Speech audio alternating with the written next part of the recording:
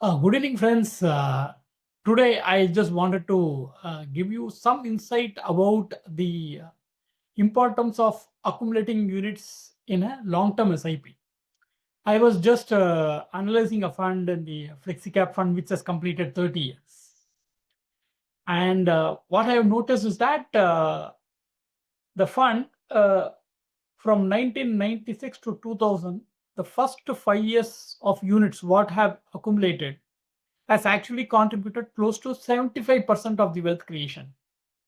And the next 25 years, what they have accumulated in the units has resulted in the remaining 23% of the wealth creation. So, to give you an example, this investor who has started the investment from the inception of the fund and has contributed for the first 5 years, say like a 10,000 SIP being done for 5 years, which is somewhere around 6 lakhs, has become more than 15 crore. And the next 25 years investment, which is somewhere close to 30 lakhs and dot, has contributed 6.75 crore. So totally it has become more than 22 crore. And the biggest thing is that their entire investment of whatever they have done, it is not even 2% of the corpus. That is the power of compounding. And here in mutual fund, always remember, whenever you withdraw, it is always the investment which is done first will withdraw, because it operates in the principle of first in and first out. So because of this, what happens is that people will lose out on compounding, and this much of long-term wealth creation might not be there. So what we are trying, usually we are trying to help them to reach their financial goal. For that, the compounding is the biggest wonder. As the equity markets have been there for more than 4.5 decades, and mutual funds is being there for more than 3 decades now.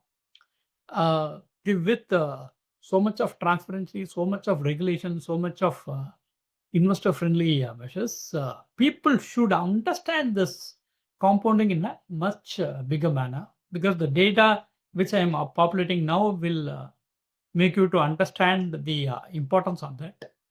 So this is a very critical thing, because staying invested for 20 years, 25 years, 30 years is not a easy thing. So just but somebody who has done that, I think they have created a enormous corpus which will take care of their entire needs, because the compounding has been so well. Because most of them, if you see, are doing an SIP for 10 years or to the maximum 12 to 15 years, not more than that. And the data in the AMFI website itself shows that most of the investors stay invested not more than 5 years in SIP. But this equity alone will give you this power of compounding, provided you stay invested for a much, much longer period. So ideally, yeah, 30-year-old person should look at a 30-year SIP for long-term wealth creation and for financial freedom. Similarly, people who are in planning for their children's education also should have a minimum of 18 to 20-year SIP. Then only the compounding will work for. Because what happens is that in SIP, you keep accumulating units over a long period of time, and the rupee cost averaging will work as the tenure gets older, and thus our economy is also growing big.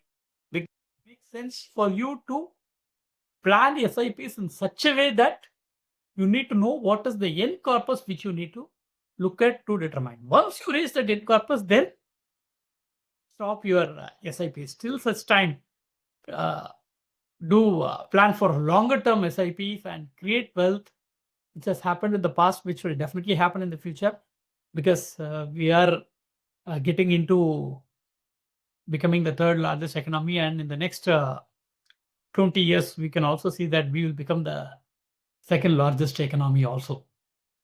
So do plan SIPs and understand how this rupee cost averaging works. That is very, very critical, so that you make a well informed decision, and we are here to help you to plan the investments in the best possible manner. Thank you very much.